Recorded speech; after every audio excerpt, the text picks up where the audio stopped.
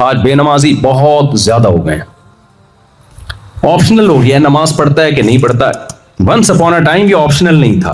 نبی صلی اللہ علیہ وسلم کی حدیثوں سے ہمیں پتہ چلتا ہے، یہ جو بہت ساری حدیثیں آتی ہیں نا جن میں پتہ چلتا ہے جو نماز نہیں پڑھتا وہ اسلام سے خارج ہے، من ترک الصلاۃ متعمدا فقد کفر، جو نماز جان کے چھوڑ دے وہ کافر ہو گیا۔ ان حدیثوں کا مطلب علماء نے یہی بیان کیا کہ اس دور میں یہ ممکن نہیں تھا مسلم بھی ہو اور نماز چھوڑے، تو اس لیے آپ نے علامت بتائی ہے بھائی جو نماز پڑھتا ہے وہ مسلم ہے، جو نہیں پڑھتا تو سمجھ لو ہندو یا عیسائی ہے، کیونکہ اس دور میں یہ ممکن تھا ہی نہیں کہ ایک آدمی نماز، دیکھو اس کی مثال ایسے، آپ فوجیوں کو دیکھتے ہو پریڈ کے دوران، جو پینٹ شرٹ میں ہے وردی میں ہے وہ فوجی ہے، جو سول ڈریس میں گھوم رہا ہے وہ کوئی دائیں بائیں کوئی بندہ ہوگا، وہ فوج کا آدمی نہیں ہو سکتا، ایسا ہی ہے نا۔ لیکن کسی ملک کی فوج کرپٹ ہو جائے، ڈسپلن کی ایسی کی تیسی ہو جائے تو آدھے لوگ فوج میں آدھے جو ہے نا وردی میں ہوں گے، آدھے دھوتی بنیان میں، آدھی چڈی پہن کے پریڈ کر رہے ہوں گے، اس کا مطلب اس کا نظام کیا ہو گیا ہے؟ خراب۔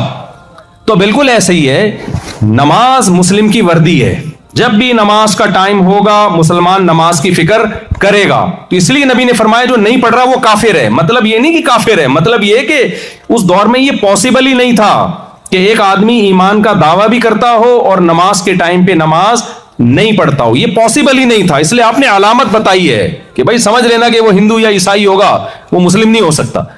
اس لیے بھائی آپ جتنے یہاں لوگ بیٹھے ہوئے ہیں نماز پہ کوئی کمپرومائز، بولو نا بھائی کیا ہو گیا؟ نہ جہاز میں نماز چھوڑنے کی اجازت ہے۔ میں بھی ایتھوپیا سے زیمبیا جا رہا تھا، وہ کنیکٹڈ فلائٹ تھی ایتھوپیا سے، جب فجر کی نماز پڑھ کے ہم اترے ہیں تو بہت سارے لوگوں کو دیکھو ایئرپورٹ پہ قضا وقت میں نماز پڑھ رہے ہیں۔ میں نے کہا یار آپ لوگ فلائٹ میں تھے، نماز کیوں نہیں پڑھی جہاز میں؟ انہوں نے کہا یار جگہ ہی نہیں تھی۔ بھائی میدان جنگ میں جگہ ہوتی ہے نماز پڑھنے کی؟ اللہ نے قرآن میں فرمایا کہ فَإِنْ خِفْتُمْ، اگر میدان جنگ میں ہونا، لڑائی چل رہی ہے اور نماز اب بہت مشکل ہو گئی ہے تمہارے لیے، بھائی کیسے، وہ تو مار دے گا دشمن۔ اللہ نے کہا کھڑے ہو کے پڑھ لو، بیٹھ کے پڑھ لو، سوار ہو کے پڑھ لو، ہیئت کو چینج کر سکتے ہو، قضا نہیں کر سکتے۔ کیوں؟ آگے اللہ نے فرمایا ان الصلاۃ کانت علی المؤمنین، ارے کیا حال ہے، خیریت سے؟ نماز کے بعد ملتے ہیں۔ ان الصلاۃ کانت علی المؤمنین کتابا موقوتا، فرمایا نماز مومنین پر مقررہ اوقات میں فرض ہے، اس کے ٹائم ہے، اپنی طرف سے آپ کو پڑھنے کی اجازت نہیں ہے۔ تو جہاز میں ہو، ٹرین میں ہو، جہاز میں نماز کا طریقہ یہ کھڑے ہونے کی اجازت مل جائے تو کھڑے ہو کے پڑھ لیں فرض نماز، نہیں ملتی آپ کو اجازت تو سیٹ پہ قبلہ رخ کر کے پڑھ لیں، قبلہ رخ بالکل ہی پیچھے کی طرف قبلہ ہے تو پھر جہاں منہ ہو وہاں پڑھ لیں، لیکن فرض نماز اگر بیٹھ کے پڑھی جائے تو ایئرپورٹ پہ اس کو احتیاطاً دہرایا جائے گا، سمجھتے ہیں؟ لیکن چھوڑنے کی کسی قیمت پہ اجازت نہیں ہے۔ شاپنگ کے لیے خواتین جاتی ہیں، نمازیں ضائع ہو جاتی ہیں، بھائی نہیں ہے، یہ آپشنل نہیں ہے، یہ ہر قیمت پہ آپ کو ٹائم پہ پڑھنی ہے۔ لوگ اکثر ایک جملہ کہتے ہیں اللہ غفور رحیم ہے، معاف کرنے والا ہے۔ اللہ کیا ہے؟ غفور رحیم ہے۔ دیکھو اسلام کے احکام آسان ہیں، لچکدار نہیں ہے، فلیکسیبلٹی نہیں ہے اس میں، یہ بات خوب اچھی طرح سمجھ لیں۔ جو رکن اسلام نے فرض کر دیا ہے نا تو اس کا مطلب آرڈر از آرڈر، اب وہ کیا ہو گیا ہے؟ فرض۔ اب اس میں اللہ نے یہ اجازت ہمیں دے دی ہے کہ سفر میں آپ نماز آدھی کر دیے، 4 کے 2 کر دیے، یہ آسانی ہے۔ یہ 2 کیے ہی اس لیے کہ اب آپ کے پاس قضا کا آپشن ختم ہو گیا۔ تو بھائی 5 ٹائم پابندی کے ساتھ اچھے بچوں کی طرح نماز کی کیا کرنی ہے؟ پابندی کرنی ہے۔ اس امت میں ایک نبی صلی اللہ علیہ وسلم نے خوشخبری سنا دی کہ پچھلی امتیں پوری گمراہ ہوئی ہیں، میری امت لا تجتمع علی ضلالہ، پوری امت کبھی بھی گمراہی پہ جمع نہیں ہوگی۔ تو کچھ لوگ غلط ہوں گے تو صحیح لوگ بھی ہمیشہ رہیں گے۔ تو یہود و نصارہ میں کچھ گڑبڑیں ہوئیں، لیکن وہی گڑبڑیں ہماری امت میں، اس امت مسلمہ میں بھی پیدا ہوئیں، مگر ان گڑبڑوں کے خلاف رد کرنے والے بھی کہاں پیدا ہوئے؟ اسی امت میں۔ تو وہ گڑبڑیں کیا پیدا ہوئی ہیں؟ جیسے یہود و نصارہ میں عیسائیوں نے خاص طور پر عیسیٰ کو اللہ کا بیٹا بنا کے بھی کہا کہ ہم توحید پرست ہیں۔ ایسے ہی میرے بھائی مسلمانوں میں بہت سے لوگ ایسے پیدا ہوئے جنہوں نے معبود کا مفہوم ہی لوگوں کے دلوں میں غلط بٹھا دیا اور کہا کہ وہ شرک کرنے کے باوجود کہا کہ ہم ایک خدا کو مانتے ہیں۔ وہ کیسے گڑبڑ ہوئی ہے؟ پہلی بات انہوں نے کہا کہ دیکھو بھائی، انہوں نے کہا کہ اللہ کے علاوہ بھی مدد طلب کرنا جائز ہے، بازاروں سے بھی مدد مانگ سکتے ہو، نبی سے بھی مدد مانگ سکتے ہو، فرشتوں سے بھی مدد مانگ سکتے ہو۔ جب اس سے کہا گیا بھائی ایاک نعبد و ایاک नस्तईन। कुरान तो हमसे दिन में 5 दफा ये मुआहिदा करवाता है, ए अल्लाह हम तेरी ही इबादत करते हैं और हम तुझ ही से मदद तलब करते हैं। तो फिर आप किसी और से मदद क्यों मांग रहे हो? क्यों कह रहे हो या अली मदद, या रसूल अल्लाह मदद, या गौसे आदम मदद, और मज़ारों पे जाके सरदे करके कब्रों को क्यों पुकार रहे हो आप? तो उन्होंने कहा भाई हम खुदा को तो एक ही मानते हैं। अल्लाह कितने हैं? There is no God accept अल्लाह। हम कब कह रहे हैं कि ये माबूद हैं, ये खुदा हैं? हम कब इनकी इबादत कर रहे हैं? तो उनसे कहा जाता है भाई दुआ मांगना भी तो एक इबादत ही है। उन्होंने कहा किसने कहा? कौन सी डिक्शनरी में लिखा है कि दुआ मांगना इबादत है? तो हमने कहा भाई कुरान कह रहा है वमन यदउ मअल्लाहि इलाहन आखर, जो अल्लाह के अलावा किसी और को पुकारेगा उसका अंजाम अच्छा नहीं है। इय्याका नअबुद व इय्याका नस्तईन, हम तुझ ही से मदद तलब करते हैं।